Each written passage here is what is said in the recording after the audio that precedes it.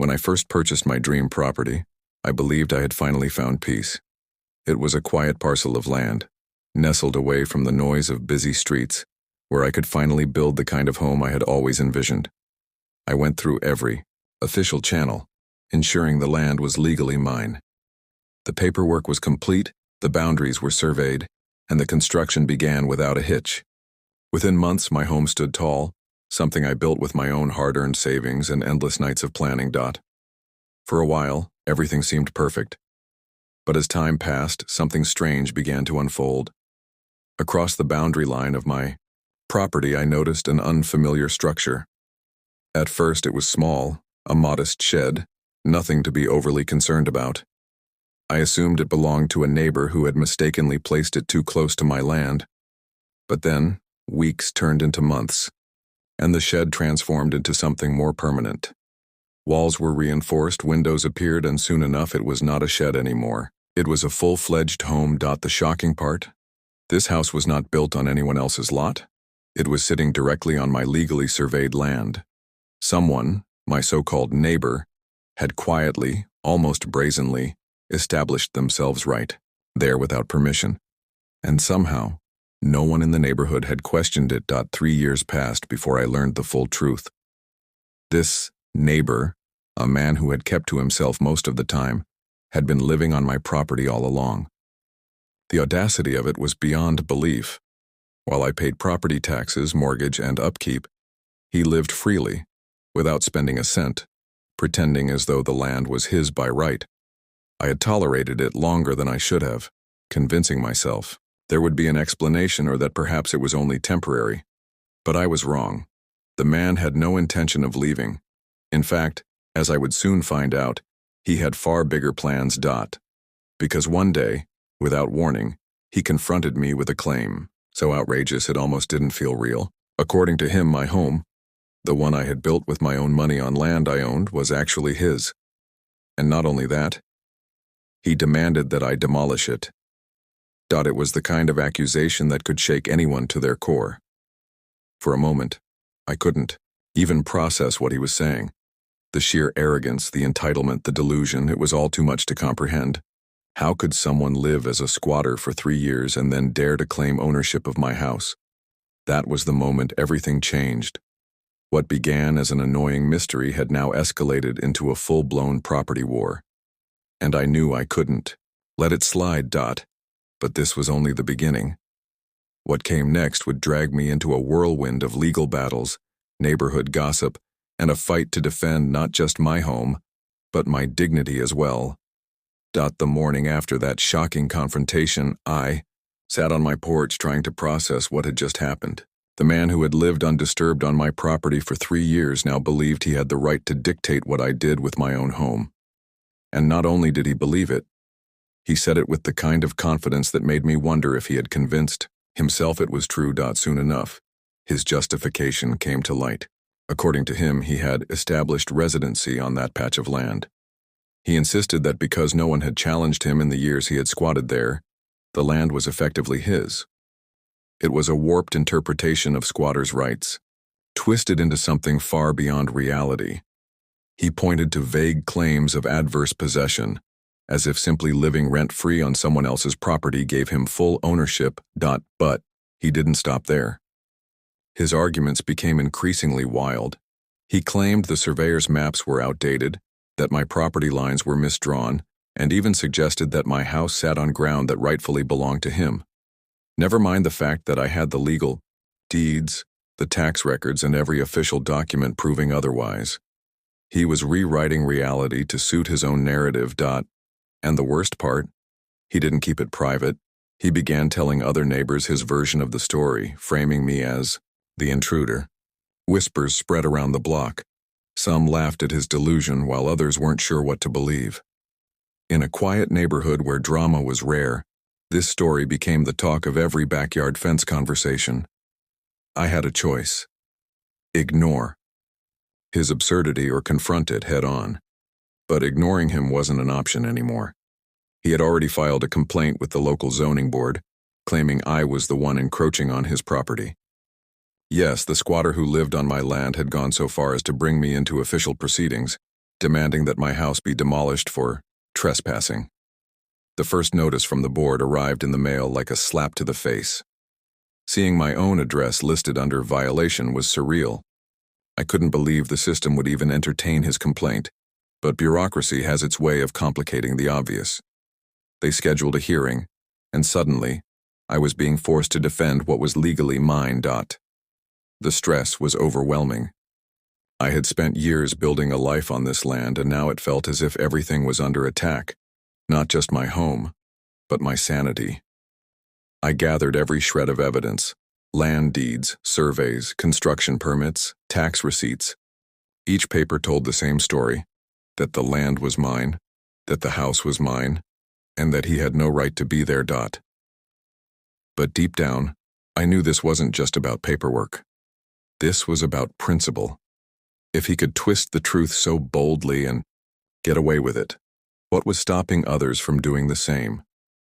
This wasn't merely about a house anymore. It was about standing my ground against the kind of entitlement that could destroy lives.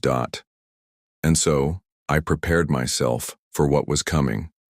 A battle not just in my neighborhood, but in the eyes of the law. What I didn't yet realize, though, was just how far my so-called neighbor was willing to go to try to steal what wasn't his. The day of the zoning board hearing arrived, and with it came a surreal sense of dread.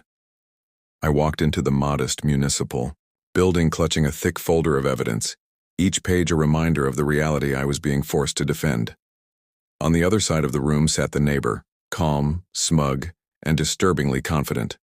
He carried little more than a handful of photocopied papers and a self-satisfied grin, as if the truth didn't matter as long as he believed his own lies. The proceedings were slow, methodical, and frustratingly neutral. The board members listened to his claims as though they held weight, as though the notion of a squatter demanding the demolition of a legitimate home deserved equal consideration. He spoke of established rights, waving vague documents he claimed proved his occupancy. He spun elaborate tales of property lines shifting over time, of ancient maps and forgotten boundaries, as if my house had somehow appeared on land that was his by destiny. I countered each point with hard evidence: survey, results, legal deeds, tax records that spanned years. My papers told a story that was clear and undeniable. The land was mine, the house was mine, and he had no standing to claim otherwise.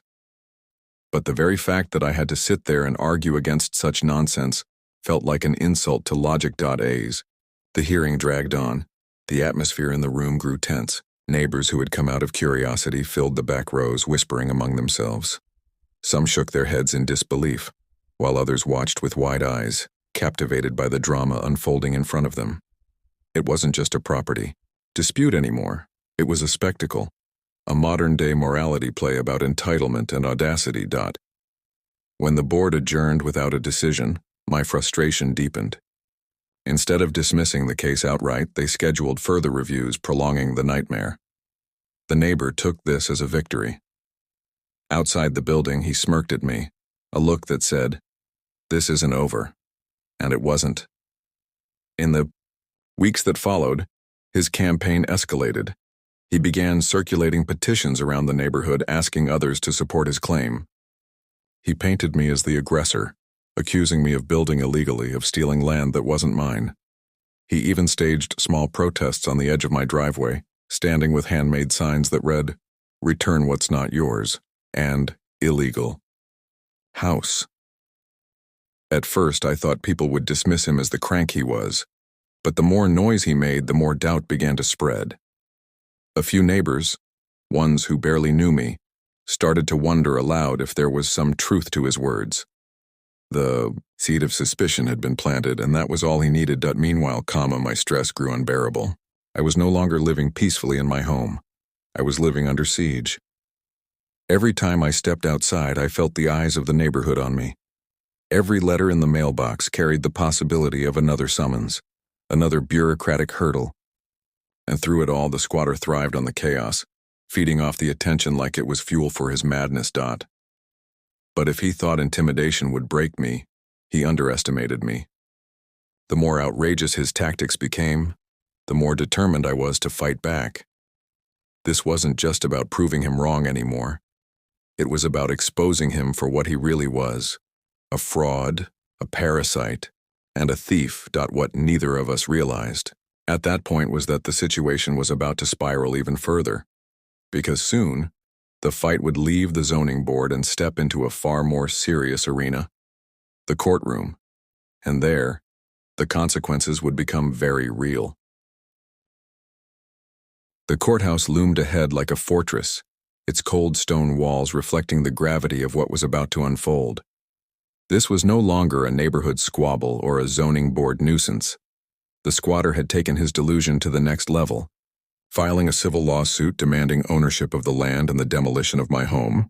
It was an absurd claim on its face, but the very act of litigation meant I was now entangled in a full-scale legal battle. Inside, the courtroom was heavy with tension. On one side sat my legal counsel, and I, fortified by stacks of documents, photographs, and surveys. On the other side was the squatter, representing himself, clutching a worn briefcase as though it contained the secrets of the universe. His confidence was unnerving. He strutted into the room like a man certain of victory, blind to the fact that he was fighting an uphill battle against facts and law. From the very beginning, he treated the proceedings less like a trial and more like theater. He wove stories of historical injustices, claiming the land had been wrongly recorded decades ago, that his family had once roamed it freely, and that his 3 years of occupancy restored a sacred right. He pointed at my home with exaggerated disdain, declaring it a monument to theft, an illegal structure that violated his so-called heritage. The judge listened patiently, though his raised eyebrows betrayed disbelief at the spectacle. When it was my turn, the narrative shifted sharply. My attorney laid out the evidence with precision: the deed in my name, the taxes I paid year after year, the original surveyor's maps confirming the boundaries, and even aerial photographs showing the timeline of construction. Piece by piece, the squatter's fantasy unraveled. But what struck me most was his refusal to concede. Even when presented with irrefutable proof, he clung to his story with stubborn defiance. He accused me of forging documents, bribing officials, and conspiring with the county to erase his rights. The accusations were wild, desperate, and completely unsubstantiated. Yet the sheer volume of his claims kept the process dragging on, forcing me to sit through hour after hour of fabricated grievances. Outside the courthouse, the drama spilled into the public sphere. Local media caught wind of the bizarre case, dubbing it the neighbor land feud. Reporters lingered on the courthouse steps, eager to capture sound bites from either side. The squatter thrived under the spotlight, giving impassioned speeches about injustice and persecution, painting himself as a victim of a corrupt system. For me, the attention was suffocating. I hadn't asked for any of this, yet my life was being dissected in front of strangers. Neighbors I once waved to with ease now looked at me with curiosity, wondering if I was truly the villain the squatter portrayed. It was a public trial not just of property but of character. The weeks turned into months, each hearing chipping away at my patience and peace of mind. I watched my savings drain as legal fees piled up, all because of one man's audacity. And though the evidence remained firmly in my favor, the process was exhausting, like running a marathon against a competitor who refused to stop even after the finish line. But slowly, cracks began to appear in his case. Inconsistencies emerged. Between his testimonies and documents he produced as proof were exposed as fabrications. The judge's tone grew sharper, less tolerant of his antics. What once seemed like an endless circus was finally showing signs of reaching its conclusion. Still, I knew better than to relax. People like him didn't back down gracefully. The more the truth cornered him, the more desperate his tactics became, and soon enough, desperation would drive him to cross a line that would change everything. As the courtroom battle dragged on, the cracks in the squatter's case became impossible to ignore. His once confident demeanor began to falter under the weight of cross-examination. Each fabricated claim unraveled when confronted with hard evidence, each so-called document exposed as irrelevant or outright falsified. But instead of backing down, he doubled down. His desperation became palpable, infecting everything he did. Outside of court, he escalated his attacks. He plastered flyers around the neighborhood accusing me of being a fraud and a thief. He wrote furious posts on community forums, whipping up outrage among anyone willing to listen. He even went so far as to leave handwritten notes on my door, demanding that I vacate his property before the law forced me to. The harassment didn't end there. Some nights I would catch him pacing near my driveway, muttering to himself as if rehearsing arguments that never seemed to end. Other times, I would find footprints in my backyard, a chilling reminder that he had trespassed further than ever before. His obsession with claiming my land had consumed him, transforming his fight into something darker and more personal. The neighborhood, once simply curious, was now divided. Some residents grew weary of the spectacle and wanted nothing more than peace restored. Others, captivated by the drama, seemed to feed off it, picking sides like it was entertainment. I had never imagined my quiet street could turn into a battlefield of rumors, whispers, and passive-aggressive stares. In court, the squatter's tactics became increasingly erratic. He interrupted proceedings, accused the judge of bias, and filed motion after motion designed to stall. Each move was transparent, but effective enough to delay the inevitable, and every delay meant more time, more money, more stress, draining from my life. One afternoon, as another hearing concluded in my favor, I caught a glimpse of him outside the courthouse. His face was twisted with rage, eyes wild with a mix of humiliation and fury. That was when I realized he wasn't just fighting to win anymore. He was fighting to avoid total collapse. The walls of his lies were closing in, and he was prepared to lash out in any direction to keep them from crushing him. The climax of his desperation came when he attempted a bold, reckless move. He tried to file an emergency injunction, claiming imminent harm if I didn't demolish my home immediately. It was absurd, a final gasp of defiance that even the court couldn't take seriously. The judge dismissed it outright, warning him that continued abuse of the system would carry serious consequences. But while the legal side was beginning to crumble against him, I couldn't shake the unease that lingered in the air. Desperate people rarely walked away quietly, and I knew in my gut that his story wasn't finished. Not yet. Because when cornered, he had already proven that he would do anything, no matter how outrageous, to keep his twisted fantasy alive. The day of the final hearing arrived with an intensity that felt almost cinematic. After months of delays, accusations, and endless drama, the judge was ready to deliver a ruling. The courtroom was filled to capacity. Neighbors, reporters, and curious onlookers all crammed into the benches, eager to witness the conclusion of a battle that had consumed the community. The squatter entered with the same arrogance he had displayed since the beginning, but it was clear the facade was cracking. His shoulders slumped slightly, his briefcase clutched tighter than usual. He launched into yet another rambling statement about injustice and persecution, but this time, the words fell flat. The patience of the court had long since worn thin. Then came the ruling. With measured clarity, the judge laid out the facts. The land deed was valid, the property surveys were accurate, and the taxes paid proved indisputable ownership.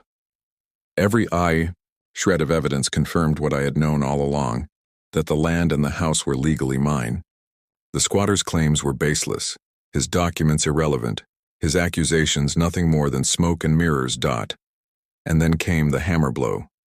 The judge not only dismissed his case, but also ordered him to vacate the property immediately. Furthermore, he was held liable for court costs and fined for his abuse of the legal system. It was a complete and total defeat. The room erupted in murmurs, a mix of relief and disbelief. Some neighbors sighed audibly, finally free of the circus that had dominated their lives. Others shook their heads at the sheer absurdity of how far it had gone. Reporters scribbled furiously, capturing the downfall of a man who had convinced himself he could steal what wasn't his. As for the squatter, his reaction was chilling. He stood frozen for a moment, his face drained of color, before storming out of the courtroom in silence. No more speeches, no more grandstanding, just a broken man retreating into the shadows of his own failure. In the days that followed, the neighborhood slowly returned to normal. The flyers disappeared, the gossip died down, and the protests ceased. The squatter, once so loud and defiant, was gone. My land was mine again, free of trespass and turmoil. But the scars of the ordeal remained. I had fought not just for a piece of property, but for the principle that truth and evidence matter more than entitlement and arrogance. It had cost me time, money, and peace of mind. But in the end, justice prevailed. Standing on my porch one evening, watching the sun set over the quiet street, I finally felt the peace I had sought when I first built my home. It hadn't come easy, but it was mine, just like the land beneath my feet. And if there was one lesson I carried from it all, it was this. When someone tries to take what's yours, sometimes the only way to stop them is to stand tall, fight back, and never let lies replace the truth.